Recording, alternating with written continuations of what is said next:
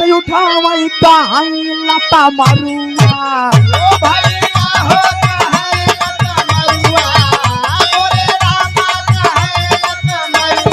कहे का कहे मार साहब अरे खाला भूसावल के केला ये भौजी अरे खाला भूसावल के केला ये गोरिया खाके तू जल्दी मोटा गईबू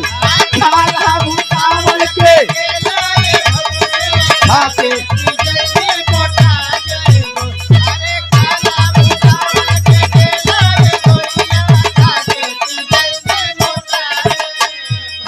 लंबा भी बाटे मोटा भी बाटे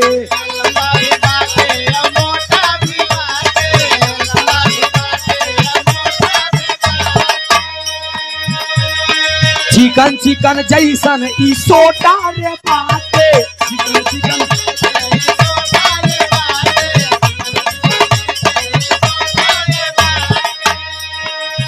अरे देखी देखी हंसी है गदेला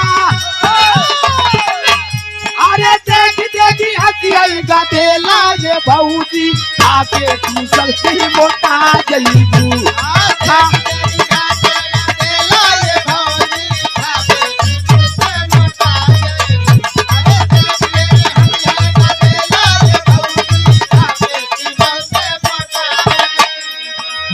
बारे होली गीत गोरे गोरे हथवा से धीरे धीरे छीला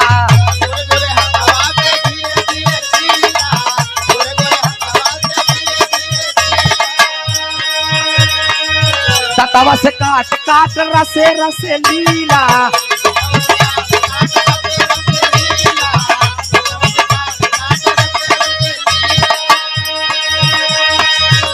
अरे धीरे धीरे मुहवा में ठेला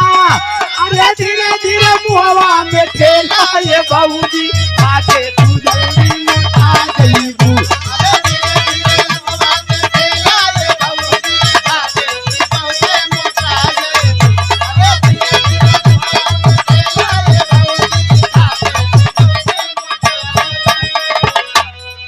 ई सब गाना पहले के काका दादा हरन गावत रहन दोस्त लेकिन एक खिलेला 5 मिनट के जैसे बहन आप लोग उधर से सुना पहले के और अब के बारे में वैसे 5 मिनट के छोड़ के बेलवरिया देते तब एक ही विराह प्रस्तुत हुई मार साहब अब आई पुरान बेलवरिया या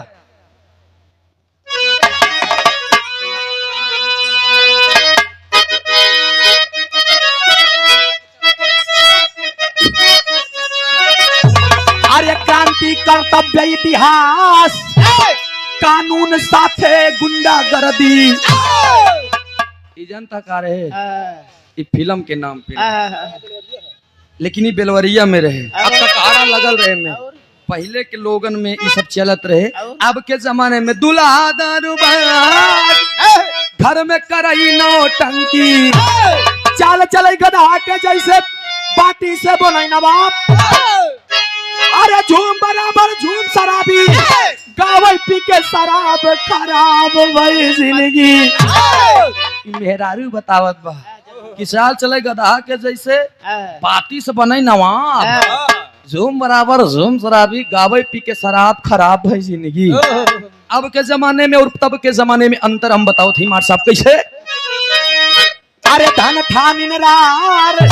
पाइन बलम बउरा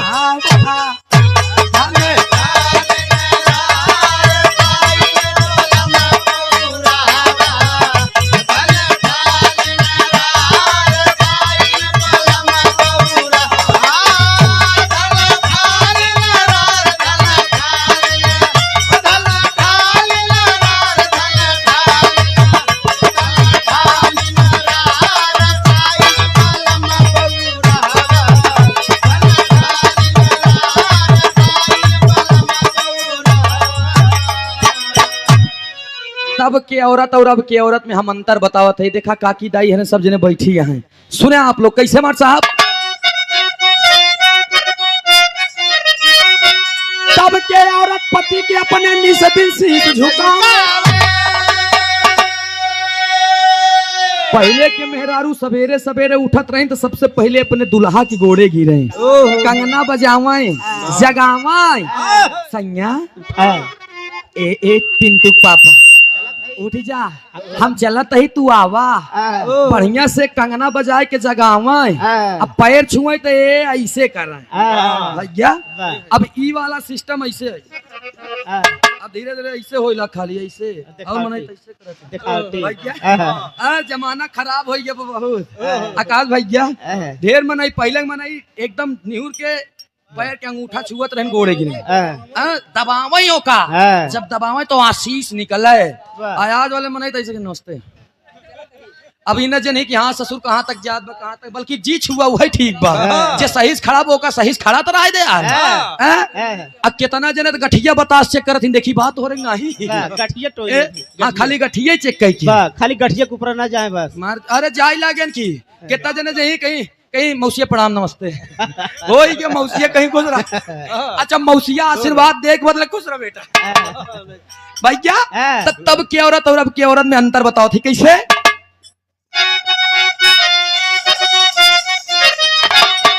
तब के औरत पति के अपने निस्दिन से झुकावे, अब के औरत बात बात में तुरंत लात उठावे, कहीं लता मारूंगा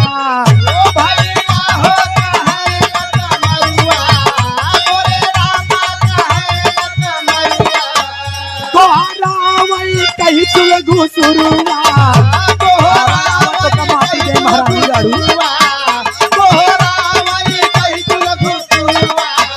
बुढ़ावा से भाई पानी खोबा भरावा, बुढ़िया से भाई लड़का खोबा मिजावा, जेठाउत से भाई लाठी खोबा चलावा,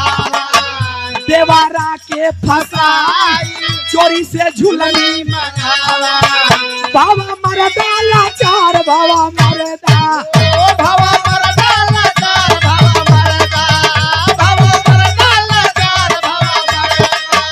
बाबा मरदा लाचार पाइन पाला बबौरावा, बाबा मरदा लाचार पाइन पाला बबौरावा, बाबा मरदा लाचार पाइन पाला बबौरावा, बाबा मरदा लाचार बाबा मरदा, बाबा मरदा लाचार बाबा मरदा, बाबा मरदा लाचार पाइन पाला बबौरावा।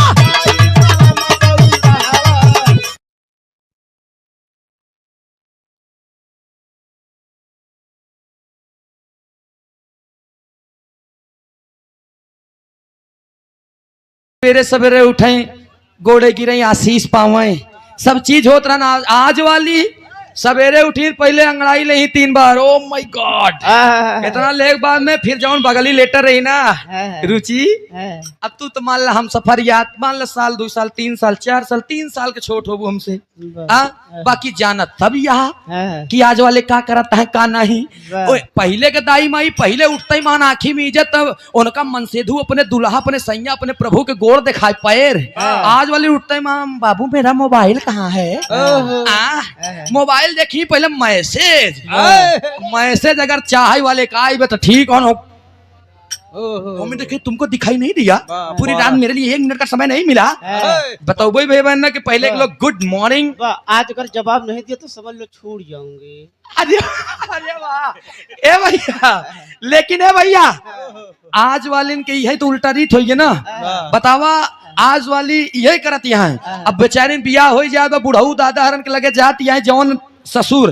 40-45 हजार 20 हजार 25 हजार 15 हजार पेमेंट पावत है पेंशन, उनकर तो ठीक है। अगर वो कह दे नहीं दुल्हन 1 कप चाय लिया तो पहुंची खट्ट से 1 कप चाय दी, मोछा उठाए राजा गचे गचे, एकर बाबू 18-20 हजार पावत है, बादाम बादाम दे लागा है। लेकिन है भैया आज जेकर नहीं पावत है उनका बुढ़ऊ दादा कहिए बाबू जा 2 बाल्टी पानी ले आई दे, नहाय के तोका बना खियाई दे, नहीं आज एतवार भूखा ही रहा ब्या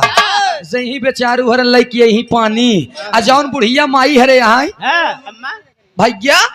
बुढ़िया माई हरे हैं उनका कहीं 15 रोटी बैठे बैठे खात या भाई से मोटात या तो से कुछ हो भाई ना करी